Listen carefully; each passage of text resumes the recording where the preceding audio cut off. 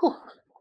Hi guys, it's me, Mr. Dan1268, otherwise known as the Dan, and today we're just going to have a sit-down discussion upon why I have enjoyed retro achievements so much, and it has fueled my energy to go back and playing retro games again. I did lose a little bit of passion for it. Not a big one. It was just games were getting so overly expensive to go out and collect, and I was a guy that just played games on the hardware. I didn't really enjoy playing on emulators. Not saying that the emulators weren't bad as per se, but I preferred playing on the actual hardware.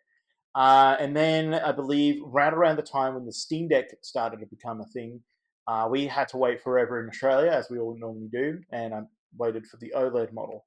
I then pre-ordered it as soon as it was available in Australia. I bought it. It came home, and then I was playing modern/older games on the Steam Deck, and then I came upon all these videos about getting a decky loader. And then when I got the decky loader, I seen a thing saying retro achievements you could add to it, and then I went down the rabbit hole of what are retro achievements, what do they do, how do we get them to work. So I found out you got to get your emulators, get your games, get the correct game to work with the emulator and retro achievements. And then I found this big giant world of I can go back and play some games that I hadn't played in years, like playing at the moment on stream: Crash Bandicoot 2, Crash 1, Crash 3, Pro Skater games.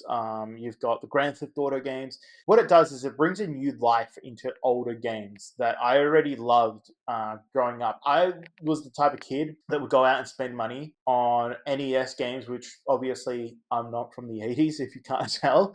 I'm from 97. So just to give you guys a bit of perspective, the NES came out in Australia, I think about the 80s, maybe late 90s. I know it came out in 85 in the States. I'm not sure if it came out a bit later.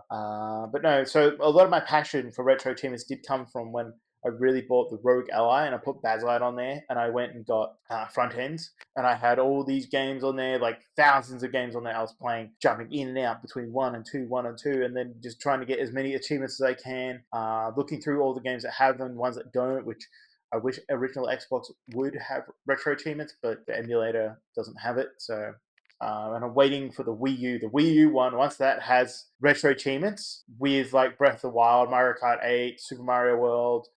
You've got the new Super Mario Brothers U, Luigi U. You've got all those games, which I reckon would lend themselves so well to achievements. And it just shows that Nintendo games really do benefit from having achievements as well. Like, it adds a new layer to older games. Like, can you imagine if Nintendo's like, we're going to do achievements? Freaking thousands of people would flock to it and go into it. And it's such an incredible thing to think of basically a system that was made in 2013 is still becoming bigger and bigger as we go throughout the last, 2013, it was over 10 years ago. So it's definitely a system that I love.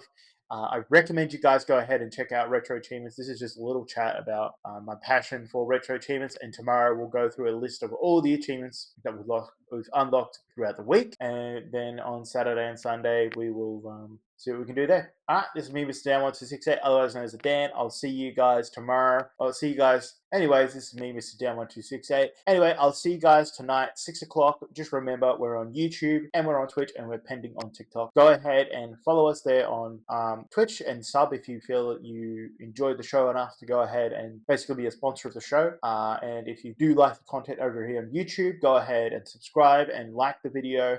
If you want to go ahead and put a comment down below what your favorite retro achievement moment has been. My one literally was during, I think, last night when I got that red gem in Crash Bandicoot 2. Took me forever, but I finally got it. That's what's so good about retro achievements, is when you finally get that itch, you finally get it. It adds a little bit of that little layer, But anyway, I'll catch you guys there tonight, 6 o'clock. Anyway, Mr. Dan1268, otherwise known as the Dan. Remember, keep it retro.